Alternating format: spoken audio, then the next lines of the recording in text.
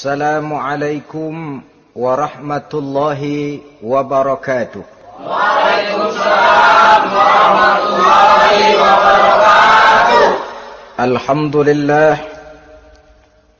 Alhamdulillahil jabbaril qahhar, al-azizil ghaffar, khaliqil jannati wan nar. Wassalatu wassalamu ala sayyidina wa maulana Muhammadinil Mukhtar wa ala alihi wa ashabihil adhar. Amma ba'du. Saudara-saudara kaum muslimin rahimakumullah.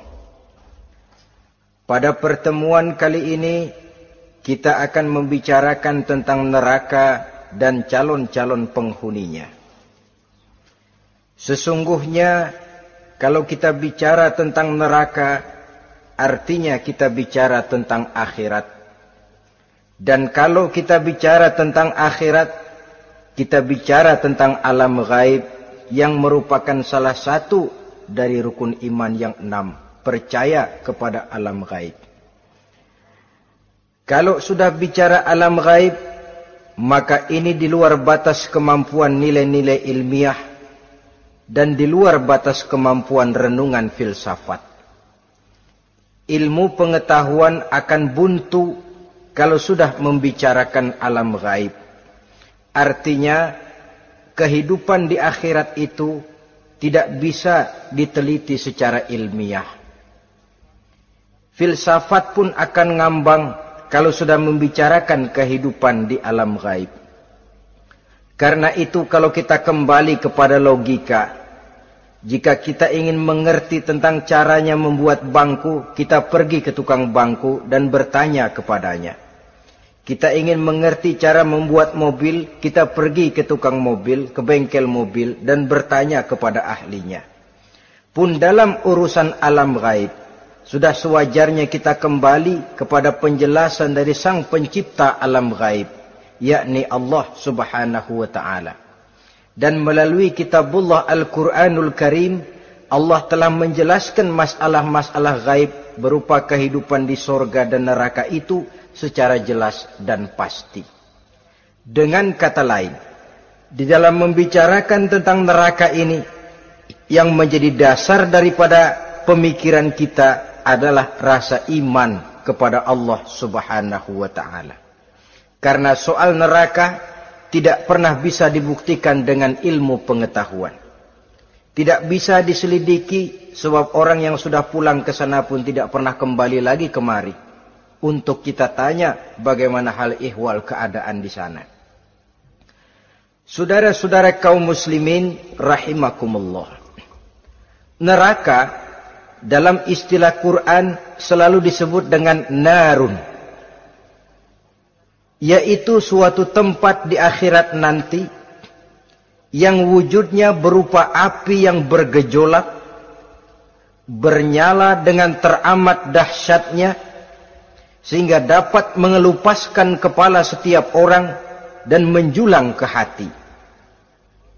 Diriwayatkan oleh Imam Bukhari dan Muslim bahwa Rasulullah sallallahu alaihi wasallam pernah bersabda, Narukum hazihi allati tuqiduna juz'un min 70 jazaan min harri jahannam. Qalu wallahi in kanat lakafiyatun ya Rasulullah. Qala fa innaha fadlat bi 69 jazaa. Apimu yang kamu pakai di dunia ini, kata Nabi, untuk memasak, untuk menyalakan lampu, api yang kau pakai di dunia ini cuma satu bagian kecil dari 70 kali bagian panasnya neraka jahanam.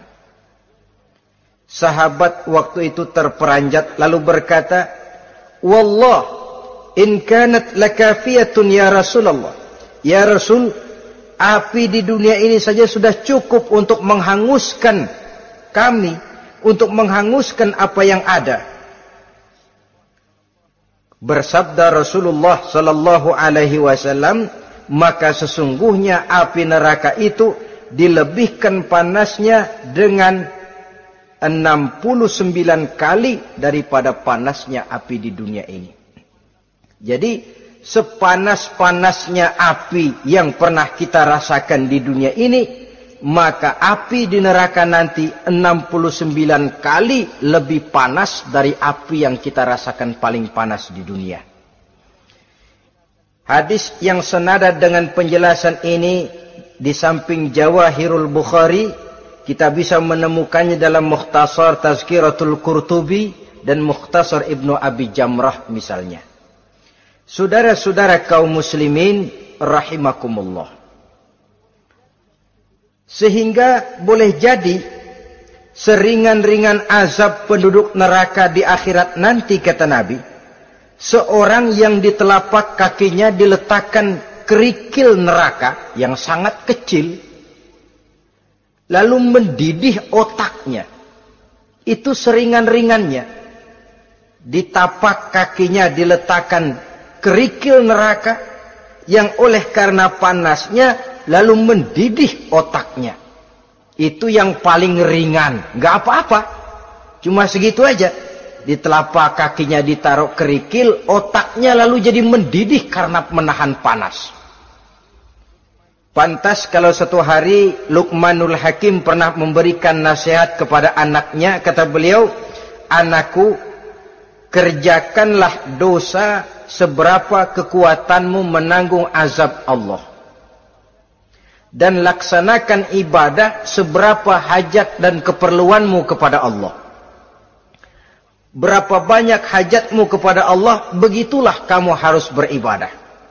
Kalau kamu merasa tidak berhajat dan tidak perlu apa-apa kepada Allah, ya tidak usah ibadah. Logikanya kan begitu. Saudara-saudara, dalam hidup ini ada enggak yang enggak perlu kepada Allah? Ada enggak? Seluruh kita memerlukan Allah. Karena itu Luqman betul dengan bahasa diplomatis. Anakku, kerjakan ibadah seberapa hajatmu kepada Allah. Makin banyak hajatmu kepada Allah, makin banyak hendaknya kamu melaksanakan ibadah. Tapi kalau kamu sudah merasa bisa hidup tanpa Allah, persilahkan kamu tidak usah ibadah. Sebaliknya, kerjakan dosa seberapa kekuatanmu menanggung azab siksaan Allah. Kalau merasa sudah belajar ilmu kebal, kira-kira di neraka nanti enggak apa-apa, persilahkan kerjakan dosa sebanyak-banyaknya. Tapi kalau masih berpikir, gua mah jangan dibakar di neraka, nginjak puntung rokok, gua lompat. Kalau masih berpikir ke situ, ya hati-hati, saudara-saudara. Nah, sebagaimana surga, neraka pun ada pintu-pintunya. Dan yang melalui pintu-pintu itu sesuai dengan dosa yang dia kerjakan pada waktu kehidupannya di dunia ini. Jadi setelah manusia diadili, mereka kumpul di padang mahsyar beramai-ramai. Yang mendapat kitab di tangan kanan, yang selamat dari proses pengadilan, yang sudah nyata lebih banyak kebaikannya daripada kesalahannya, wajah mereka berseri-seri.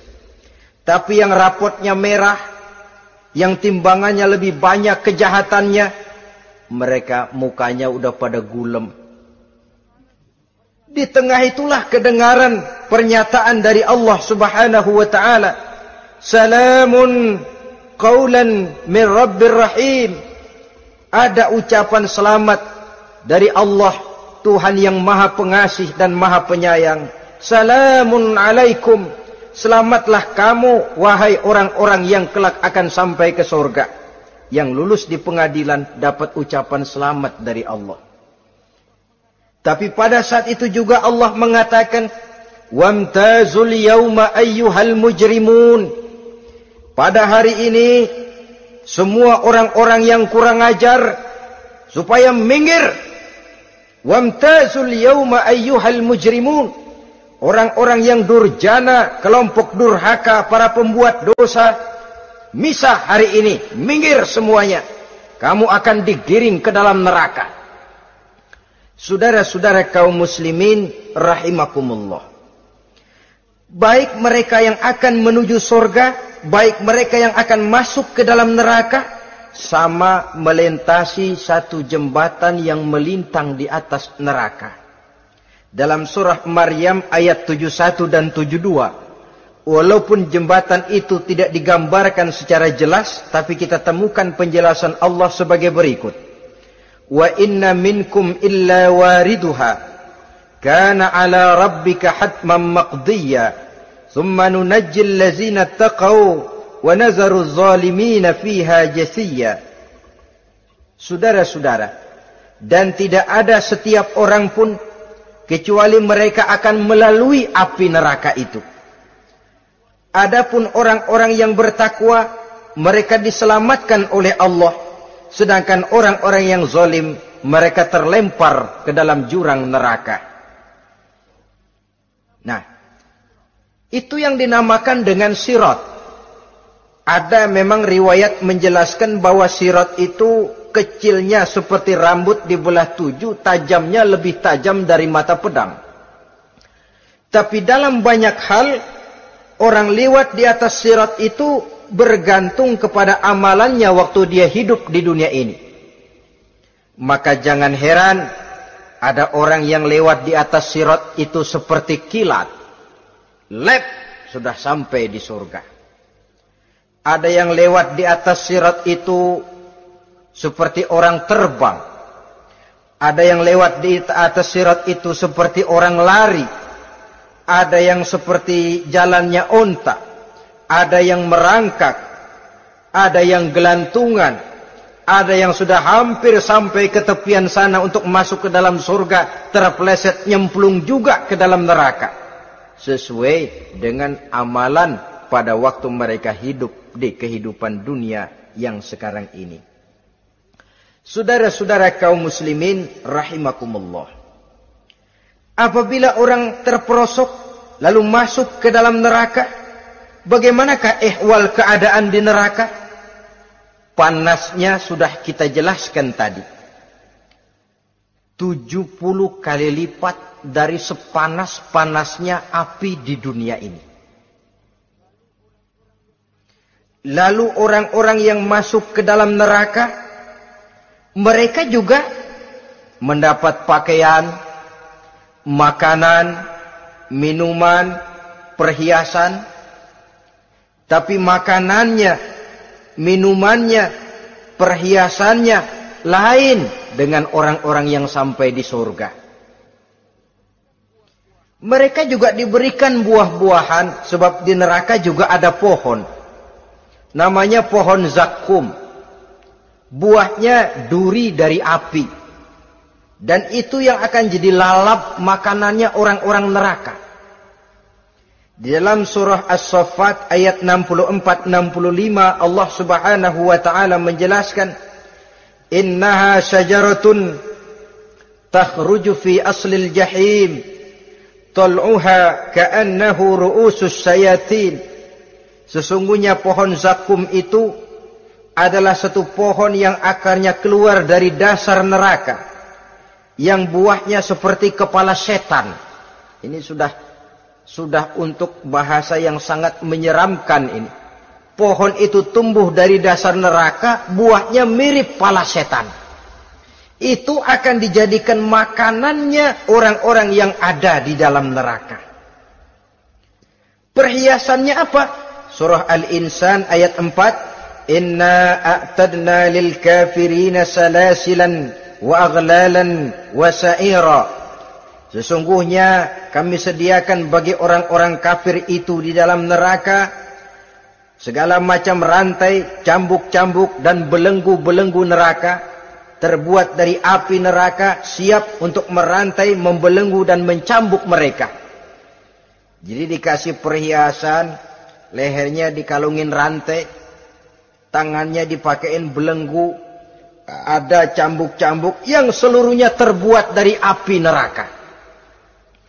Begitu mereka sampai ke pintu neraka yang namanya malaikat Zabaniyah, penjaga neraka, udah bukan main gemesnya dah. Ya, nyambutnya nggak ada ramahnya, lain sama malaikat Ridwan, penjaga surga. Ramah, murah senyum, Begitu orang mau masuk surga, salamun alaikum tibtum fadkhuluha khalidin. Keselamatan atas kamu, sungguh kamu telah beruntung. Sekaranglah masuk kamu ke dalam surga dan kekalah tinggal selama-lamanya di sana.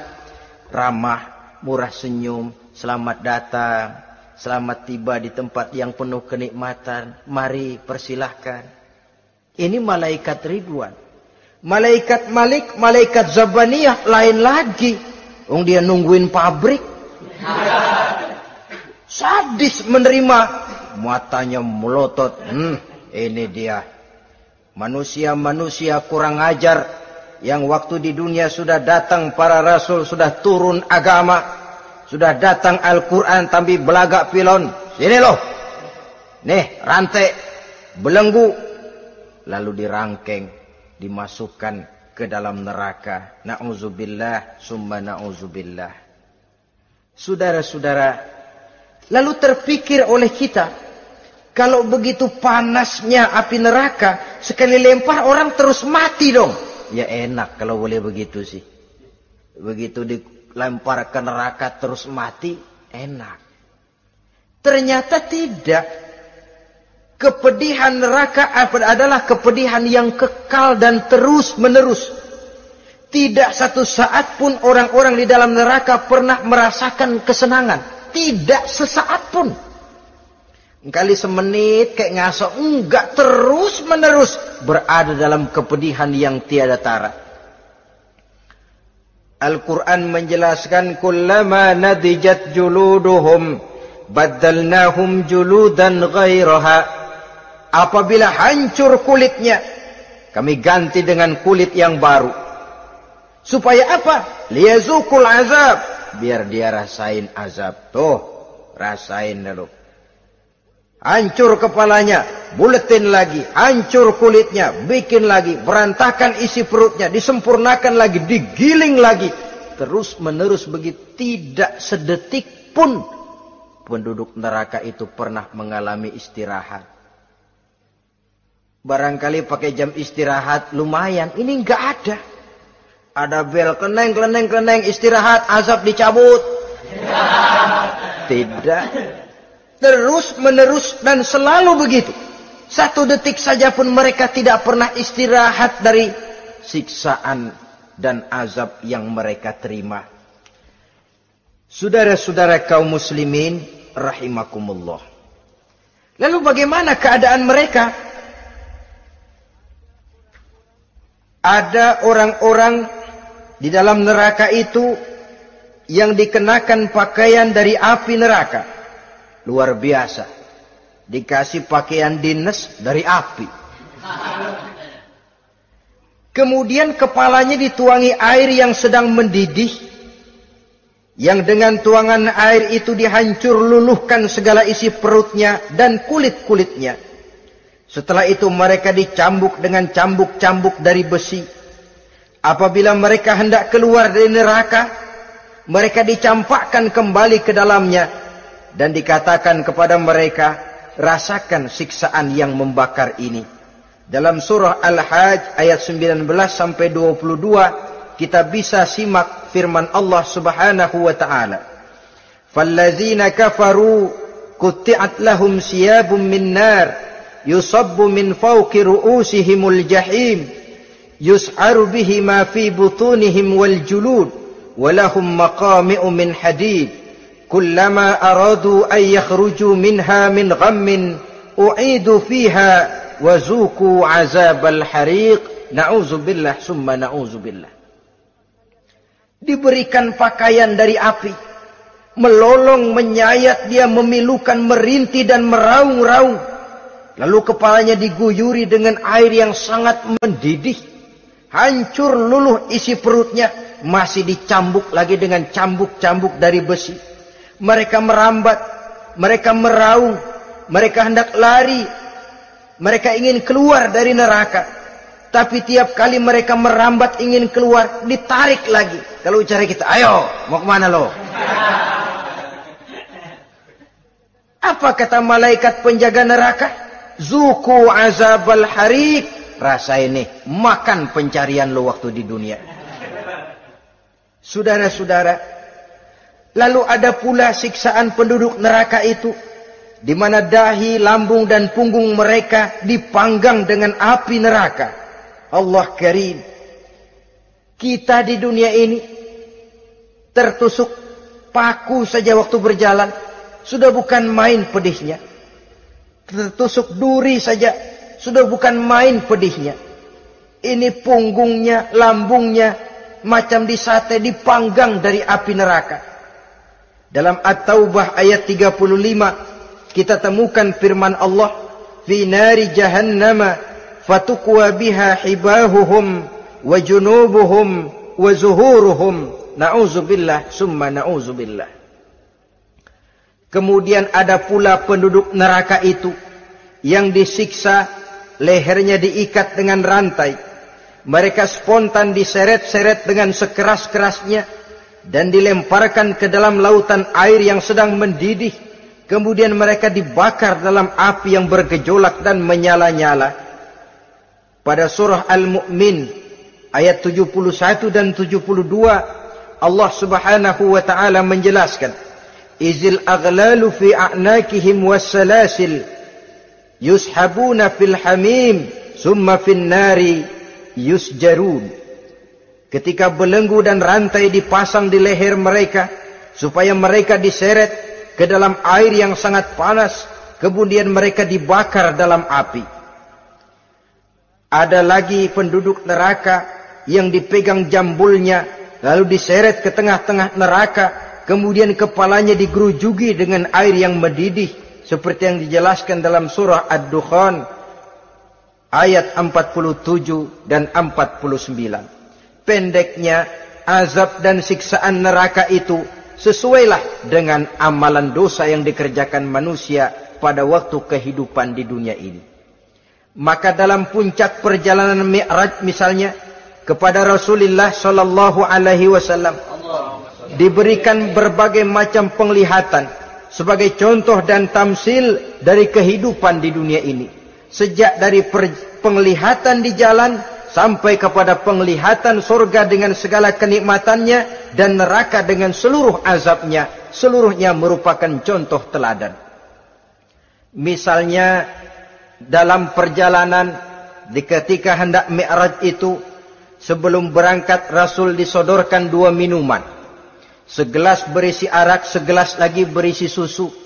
Kata malaikat Jibril, ambillah salah satu minuman itu ya Muhammad. Lalu Rasul dengan tidak ragu-ragu, mantap betul beliau mengambil gelas yang berisi susu, lalu beliau minum. Setelah beliau minum itu, malaikat Jibril berkata, "Shaddaqta ya Muhammad." Engkau telah benar Muhammad. Laqad asabtal haq, pilihanmu tepat. Kenapa ya Jibril? Untung susu yang kamu minum Muhammad. Kalau arak yang kamu ambil, pasti umatmu bakal jadi umat yang teler semua. Ini pun satu contoh buat kita semua, bahwa dalam kehidupan kita selalu berhadapan dengan susu dan arak, berhadapan dengan hak dan batil, berhadapan dengan benar dan salah. Maka hati-hati kita jangan sampai salah pilih karenanya. Lalu yang ada kaitannya dengan persoalan kita, penglihatan yang diberikan Allah kepada beliau di neraka. Beliau melihat sekelompok orang dilontari kepalanya dengan batu dari api neraka. Tiap kali dilontari kepala itu hancur berkeping-keping, berantakan otaknya. Lalu dibulatkan kembali.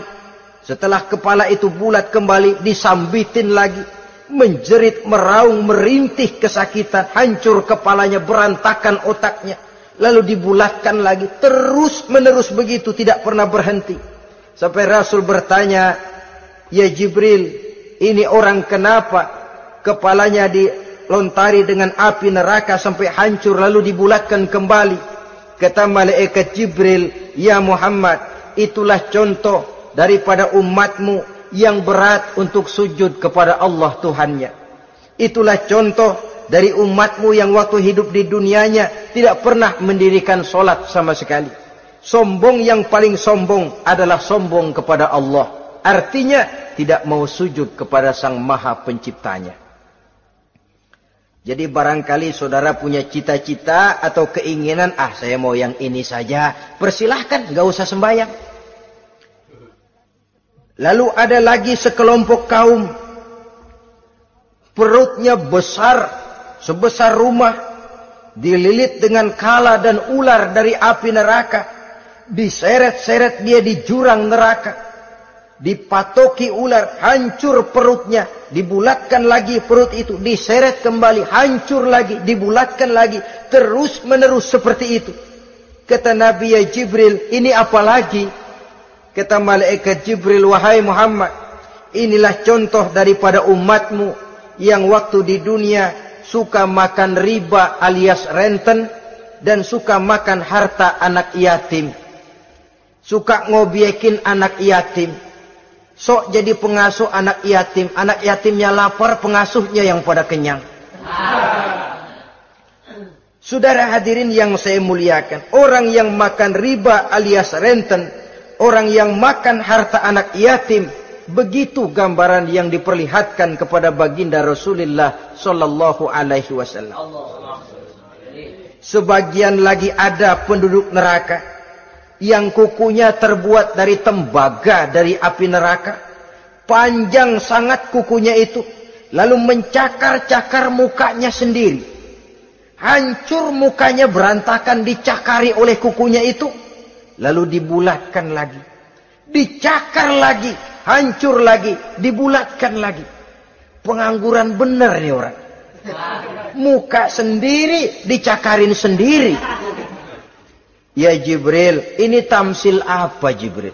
Ya Muhammad, itulah contoh dari umatmu yang pada waktu di dunianya enggak pernah rukun sama sesama saudaranya muslim, suka nyari aib orang lain, suka ngejelekin orang lain, padahal orang lain itu saudaranya seakidah.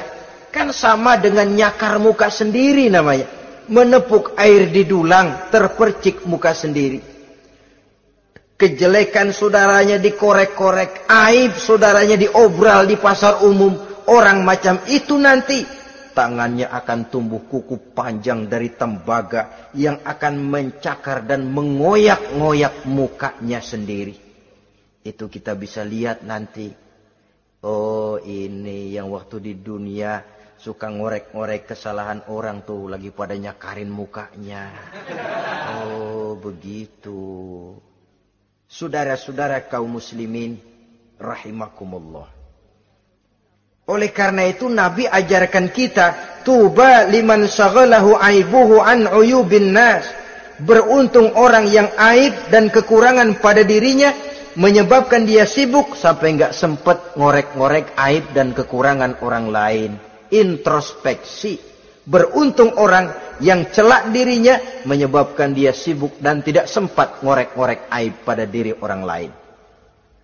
Ada pula di antaranya dilihat oleh Rasul, di antara penduduk neraka itu orang yang lidahnya terjulur memanjang, kemudian dipotong lidah itu dengan gunting dari api neraka, menjerit dan memekik ia menahan sakit yang tiada tara, sampai Rasul bertanya kepada malaikat Jibril, kalau ini tamsil apa lagi ya Jibril?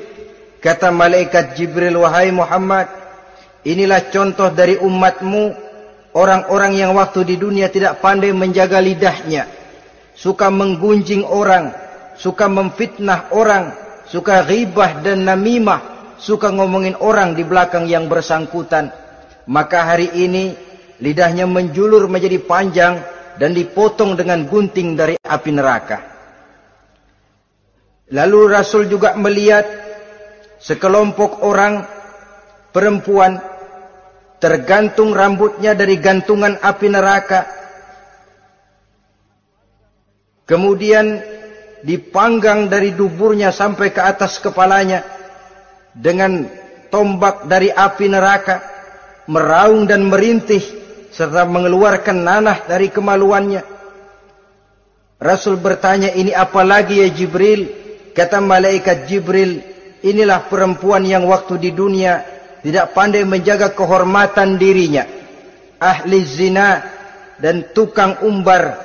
Saudara-saudara kaum muslimin rahimakumullah, Banyak lagi tamsil-tamsil yang dicontohkan dalam puncak perjalanan Mi'raj yang seluruhnya merupakan peringatan bagi kita umat Rasulullah sallallahu alaihi wasallam.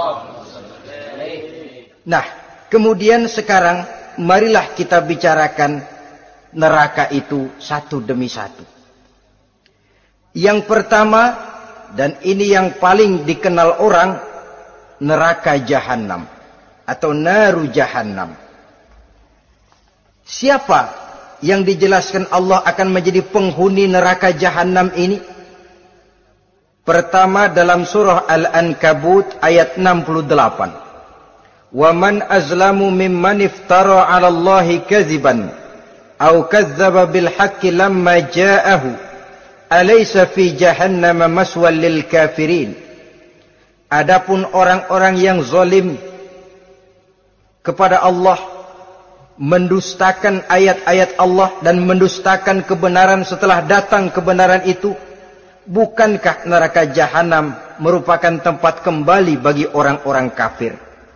Jadi dalam Al-Ankabut ayat 68 ini dijelaskan, penduduk neraka Jahannam itu pertama adalah orang-orang kafir.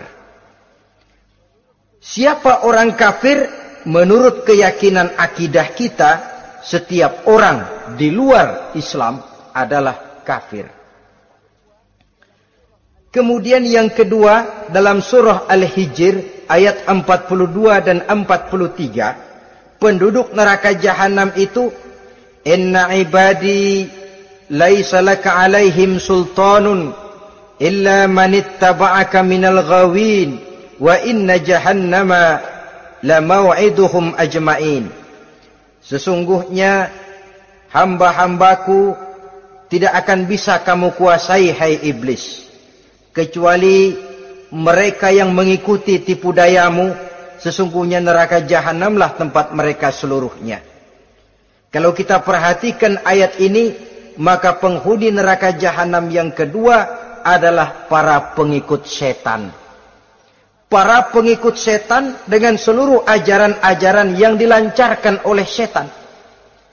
Padahal pada saat hendak masuk neraka, setan jelas cuci tangan. Tugasnya cuma bagaimana mencari pengikut sebanyak-banyaknya yang akan nemenin dia di neraka nanti. Tapi pada saat orang digiring ke dalam neraka, setan cuci tangan.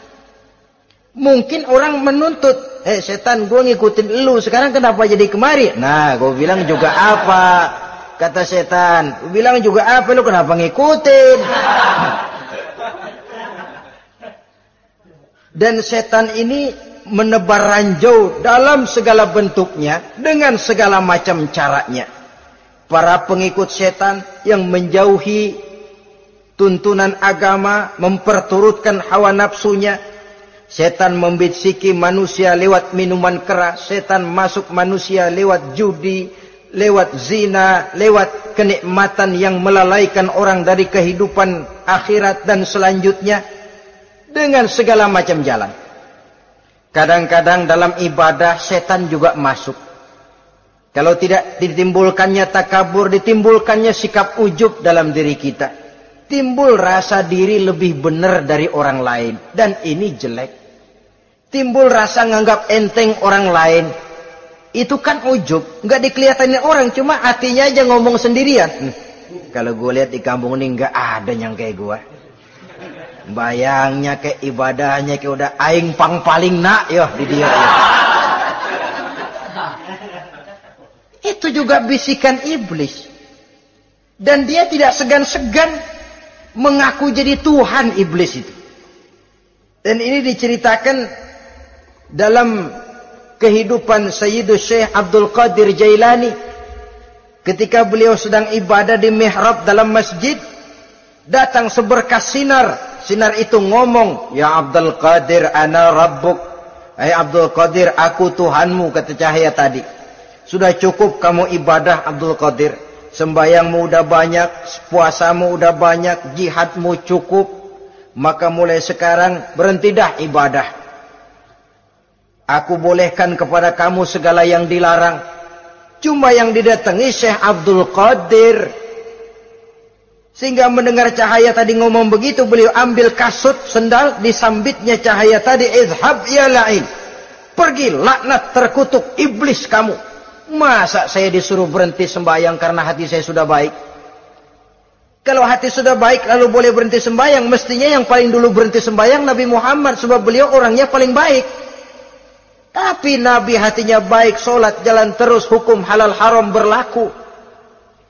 Ini kadang-kadang orang sekarang baru ibadah dikit banget merasa dapat bisikan katanya, wangsit. Ya berhenti sembahyang madep mulu, nah madep ngudek sembahyang. Bikin ajaran yang aneh-aneh. Nah kalau satu orang boleh dapat wangsit, saya juga boleh dong ngomong dapat wangsit. Saya juga boleh dong mendirikan aliran kepercayaan. Saya ngilang dulu dari kampung saya kira-kira 3 tahun. Saya nyepi di kaki Gunung Salak, pulang piara jenggot, pakai belangkon. Di depan nama saya pakai embel-embel mbah. Saya ngaku dapat wangsit di Gunung Ano, mewahyukan kepada saya ano. Saya cari murid yang fanatik. Saudara-saudara kaum muslimin rahimakumullah, setan membisiki manusia hatta kita sedang ibadah sekalipun dibisikinya. Caranya, mula-mula dia bisikin, lu sembahyang buru-buru dah. Buru-buru udah. Akhirnya apa? Rukuk kita enggak sempurna, sujud kita enggak lengkap, tumakninah kita kurang, bacaan kita tajwidnya enggak kena. Kalau itu bisa kita atasin, kita sembahyang sebagaimana yang seharusnya, dia bisiki lewat jalan lain lagi. Surahnya yang pendek-pendek aja dah. Atau habis sembahyang udah sigrah, udah jangan pakai wirid, jangan pakai zikir. Dengan segala macam jalan. Dibisikinya was-was ke dalam diri kita. Sehingga ada satu riwayat walaupun dhaif tapi ini baik untuk dijadikan pelajaran. Konon iblis itu kalau subuh keliling dia. Bawa kulit kambing, jarum, sama tepung. Ditanya orang, iblis ini buat apa? Oh, kulit kambing. Gunanya tahu nggak?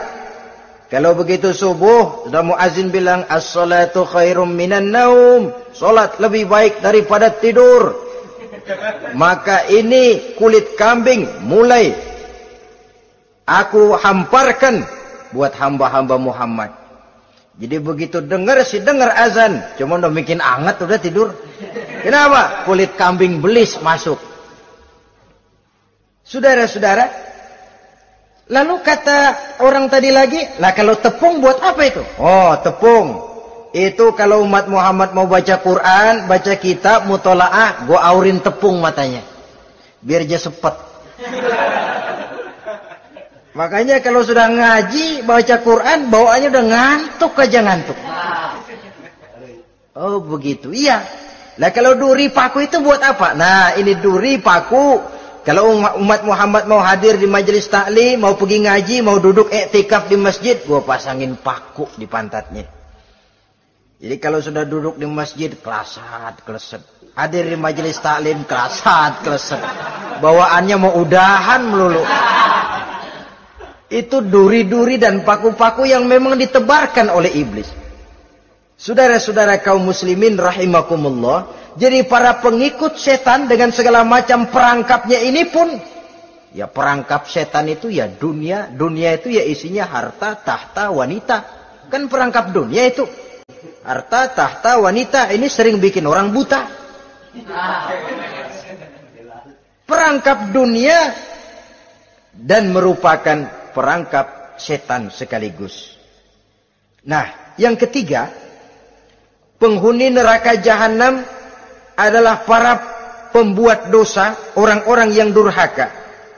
Dalam Toha ayat 74 Allah menjelaskan, innahu may ya'ti rabbahu mujriman fa inna lahu jahannam.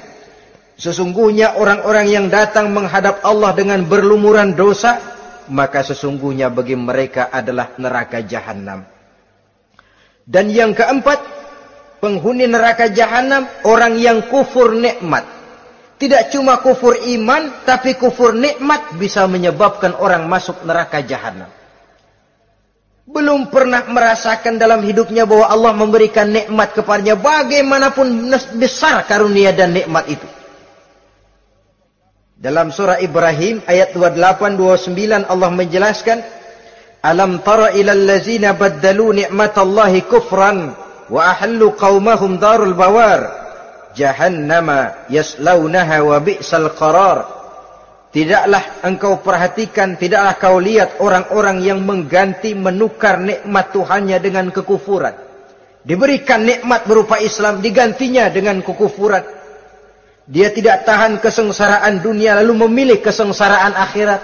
Padahal kesengsaraan akhirat lebih abadi dari kesengsaraan dunia.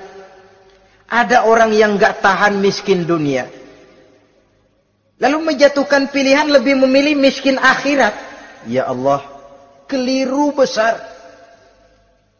Karena gak tahan hidup miskin di dunia, ada yang nawarin ngasih supermi 3 bungkus, iman telap. Ada yang ngasih beras, pindah agama. Ada yang bawain pakaian bekas, tukar akidah, pindah iman. Innalillah. Ditukar kemiskinan dunia dengan kemiskinan akhirat. Padahal kemiskinan dunia berapa tahun? Setahun umur manusia. Sepanjang-panjang umur orang sekarang kan. 100 tahun udah jarang umur orang sekarang. 70 aja udah cakep tuh. Sebenarnya kalau 70 tuh ada jatah lebih tuh, 7 tahun. Toh kalau ikut Nabi 63 tahun kan, Nabi wafat. Kalau kita sudah umur 70 tuh ada jatah ekstra 7 tahun. Oh ya, dimanfaatkan baik-baik mestinya. Taruhlah kemiskinan dunia, bagaimanapun melaratnya dunia, bagaimanapun sengsaranya dunia, cuma sebatas umur kita. Tapi kalau nikmat Islam ini harus kita tukar dengan yang lain. Baddalu ni'matallahi kufran. Menukar, mengganti nikmat yang diberikan Allah dengan kekufuran. Artinya kita menukar kemiskinan sementara dan kita memilih kesengsaraan dan kemiskinan abadi. Di akhirat kita miskin, di neraka kita miskin, miskin abadi. Di neraka kita sengsara, sengsara abadi. Saudara-saudara kaum muslimin rahimakumullah. Itu neraka jahanam.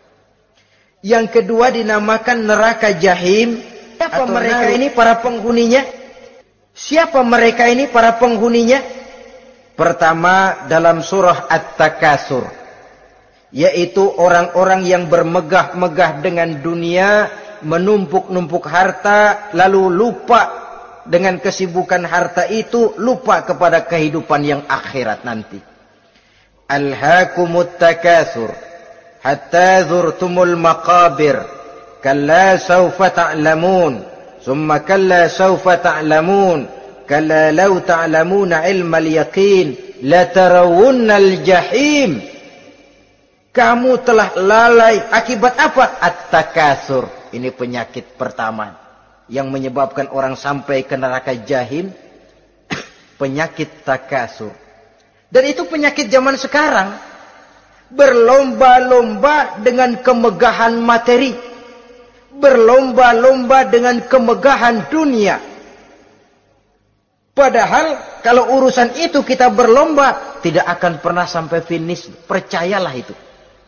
Tidak akan pernah finish. Sebab kemegahan dunia siklus, lingkaran setan.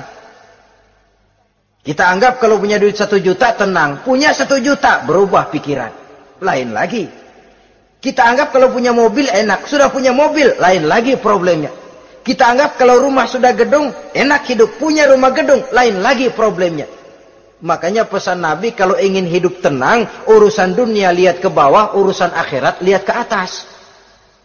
Sering dicontohkan kalau punya mobil, bilang alhamdulillah kita punya mobil, tangga kita cuma punya motor. Kata yang punya motor, syukur banget kita punya motor, tangga kita punya sepeda doang. Kemana-mana kekejek mulu. Dayung. Kata yang punya sepeda, alhamdulillah kita punya sepeda, tetangga kita cuma jalan kaki, kemana-mana ngetuk mulu. Kata yang jalan kaki, alhamdulillah masih bisa jalan, tangga kita sebelah lumpuh bertahun-tahun gak kemana-mana. Kata yang lumpuh, alhamdulillah masih hidup, tangga kita kemarin mati gak balik lagi. Itu dalam urusan dunia. Sehingga sifat takatsur ini hilang. Tapi urusan akhirat, lihat ke atas. Kalau dia begitu sibuknya bisa jaga sholat, kenapa saya tidak? Kalau dia hidupnya sederhana, rajin sedekah, kenapa saya yang lebih kok enggak sanggup? Kalau dia bisa baca Quran, kenapa saya enggak? Lalu timbul gairah ingin mencontoh. Mencontoh orang dalam urusan ibadah menimbulkan ketenangan jiwa. Dan itu ada garis finishnya. Tapi kalau yang lumpuh lihat yang bisa jalan lihat yang naik sepeda, yang sepeda punya lihat motor, sudah punya motor lihat mobil, lihat pesawat terbang, pesawat lihat kereta api. Kapanlah awak nih mau bersyukur? Yang ada kurang saja padahal nikmat itu tidak pernah berhenti. Bukan dilarang orang kaya, tetapi perlombaan memperkaya diri itu yang dilarang. Karena kalau sudah perlombaan namanya jor-joran sifatnya. Prinsipnya tujuan menghalalkan cara ini yang dijaga oleh agama. Saudara-saudara, selain penyakit takasur yang menyebabkan orang sampai ke neraka jahim, juga perbuatan durjana. Dalam Al-Infitor ayat 13-14, innal abrara lafi na'im wa innal fujjara lafi jahim. Orang-orang yang berbakti, berbuat kebajikan, mereka akan mendapatkan neraka surga naim. Tetapi orang-orang yang fujar, durjana, kurang ajar, durhaka, lafi jahim, mereka akan mendapatkan neraka jahim. Lalu siapa lagi penghuni jahim itu? Orang-orang yang menentang dan menantang ayat-ayat Allah. Wallazina sa'au fi ayatina mu'ajizin ulaika ashabul jahim. Dan orang-orang yang berusaha menantang ayat-ayat Allah sehingga melemahkan orang-orang yang mau mengikuti rasul-rasul Allah. Menantang ayat Allah dan membuat lemah orang yang mengikuti rasul. Melemahkan semangat orang yang mau mengikuti khitah dan perjalanan Rasul. Lu mau bangun masjid, iya. Berabe, berat, jangan. Siano aja kapok. Majelis taklim, pahit. Ngaji, berat, melemahkan ini. Sudah dia rusak, merusak lagi. Kalau rusak kan cuma sendirian. Ini tidak, sudah rusak, merusak. Mu'ajizin, melemahkan orang-orang yang mau mengikuti ayat-ayat Allah. Dan itu tidak jarang zaman sekarang ini. Orang yang melemahkan semangat kita dalam berjuang menegakkan kebenaran.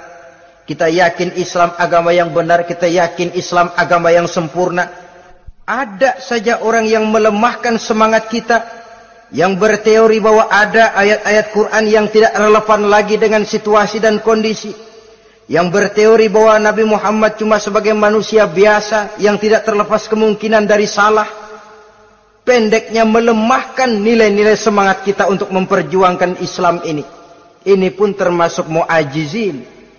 Mereka akan menemukan nanti di akhirat kapling di dalam neraka yang dinamakan neraka jahim. Na'udzubillah summa na'udzubillah. Yang ketiga, saudara-saudara, di antara nama neraka itu adalah neraka hawiyah. Siapa penghuni neraka hawiyah ini? Dalam surah Al-Qari'ah ayat 8-11 dijelaskan secara simpel, wa amma man khaffat mawazinuhu fa ummuhu hawiyah. Adapun orang-orang yang ringan timbangan kebaikannya, maka tempatnya adalah neraka hawiyah.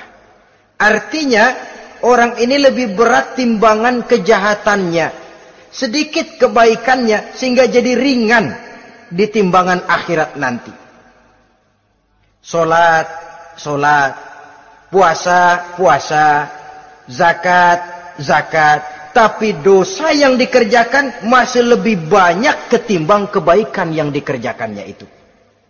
Maka orang semacam ini apabila tidak mendapat syafaat, maka dia akan masuk ke dalam neraka yang namanya neraka hawiyah. Lalu yang keempat, neraka wail. Dalam surah Al-Ma'un ayat 1-7, garis besarnya yang mendapat neraka wail adalah para pendusta agama. Siapa sih pendusta agama itu? Ara'aita allazi yukazzibu biddin? Tidakkah kamu lihat siapa orang-orang yang mendustakan agama? Mendustakan agama. Beragama tapi bohong. Salatnya bohong, hajinya bohong, puasanya bohong. Mendustakan agama. Siapa mereka? Fadzalikal ladzi yad'ul yatim. Pertama, orang yang suka menghardik anak yatim. Anak yatim yang lemah, anak yatim yang tidak berdaya, yang hidup dipayungi kemiskinan dan kekurangan, bukan ditolongnya, malah dihardiknya. Jangan lupa, saudara yang sudah 2-3 kali pergi ke Makkah, saudara yang khusyuk dalam sujudnya, saudara yang mantap dalam puasanya, mungkin saja bisa terhalang masuk ke dalam surga. Karena di samping rumah saudara ada anak yatim merintih menahan lapar dan haus. Saudara tahu, saudara mampu, tapi saudara diam saja, tidak mau mengulurkan tangan. Mungkin itu yang akan mengganjal saudara untuk masuk ke dalam surga. Wala yahuddu ala tu'amil miskin. Mereka membiarkan fakir miskin, tidak memberikan makan. Kemudian fawailul lil musallin. Mereka juga melalaikan solat. Allazina hum an solatihim sahun. Allazina hum yura'un. Mereka juga riak di dalam amalnya. Saudara hadirin kaum muslimin rahimakumullah. Melalaikan solat, kemudian riak dengan amalnya, termasuk amalan solatnya. Kalau jadi imam, bahasanya dibuat sepasih-pasihnya, surahnya yang panjang-panjang, paling pendek sabbihis sama wadduha. Tapi kalau solat sendirian cukup qul huwallahu ahad sama inna a'tainakal kautsar. Hilang lagi nilai keikhlasannya.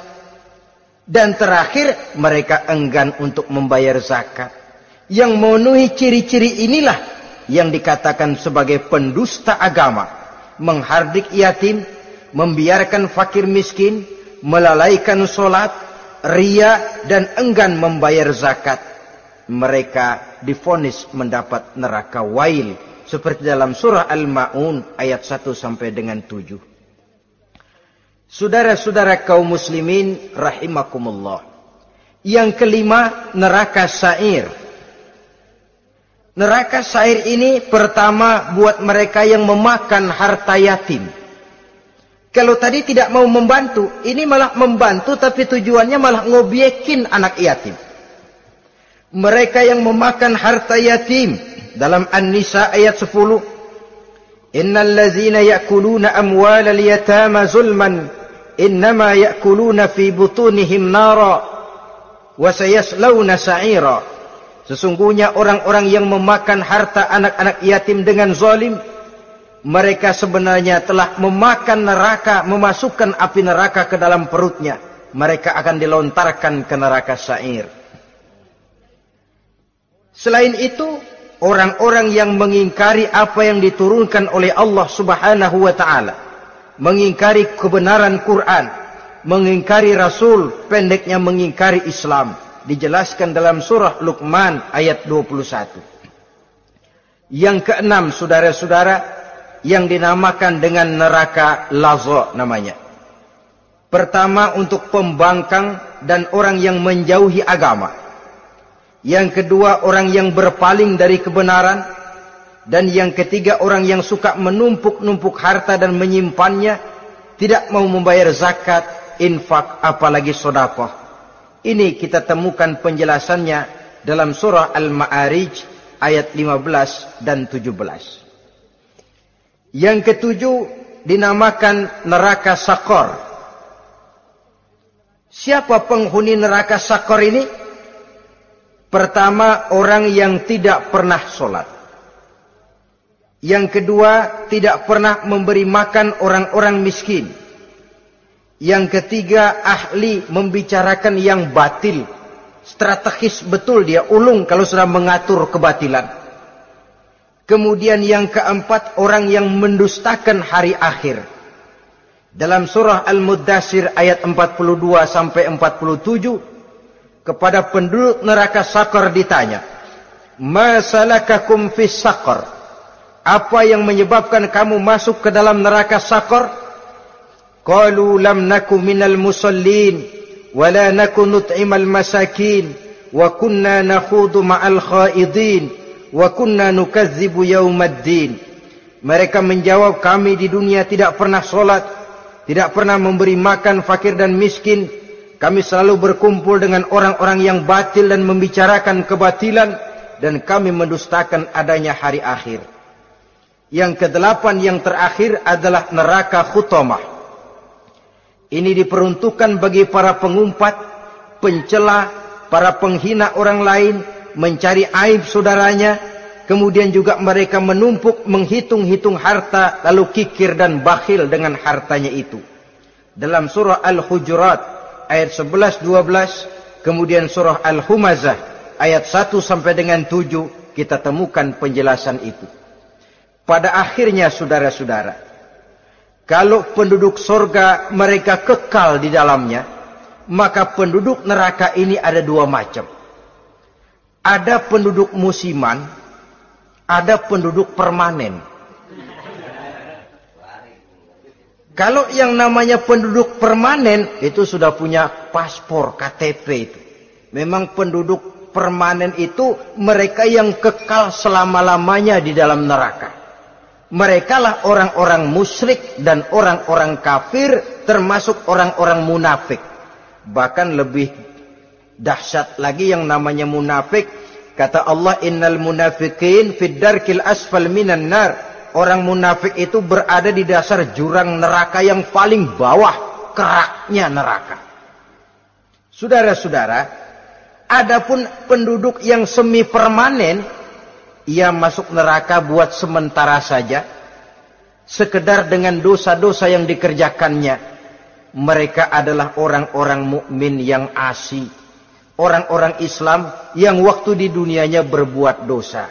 Mereka masuk ke dalam neraka, menerima azab sesuai dengan dosa yang dikerjakannya. Setelah itu mereka akan diangkat dari surga untuk ditempatkan di dalam. Mereka akan diangkat dari neraka untuk ditempatkan di dalam surganya Allah Subhanahu wa ta'ala. Seperti banyak dijelaskan dalam hadis-hadis sahih yang diriwayatkan oleh Imam Bukhari dan Muslim. Nah, inilah sekelumit tentang neraka dan calon-calon penghuninya. Mudah-mudahan Allah jauhkan kita, Allah jauhkan anak cucu kita, amin. Allah jauhkan seluruh keluarga kita, amin, dari neraka dan dari azab neraka. Amin. Terima kasih dan mohon maaf. Wassalamualaikum warahmatullahi wabarakatuh. Waalaikumsalam warahmatullahi wabarakatuh.